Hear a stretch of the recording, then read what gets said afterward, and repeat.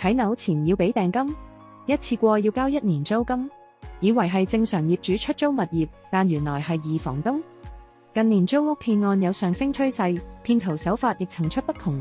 租樓唔想中招，可以點做？要提防租屋騙案，第一，租客應該揾有信譽嘅持牌地產代理協助。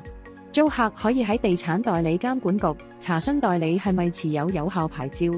另外，留意物業廣告上有冇持牌地產代理公司名稱、牌照號碼等資訊。第二，查證業主身份。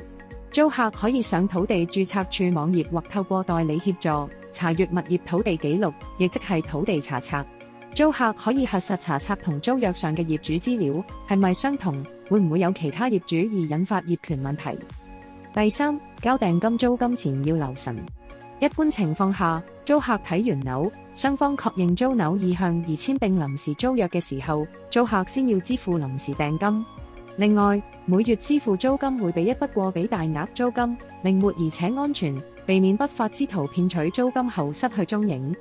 除此之外，專業嘅租務管理服務亦可以為業主租客雙方提供保障。一方面證明物業由業主授權管理，另一方面亦可以協助業主處理出租物業問題，包括甄選租客、文書處理、代收租金等等。如果覺得呢段片幫到你，歡迎 like and subscribe。如果有其他問題，可以直接揾中原租務管理聯絡。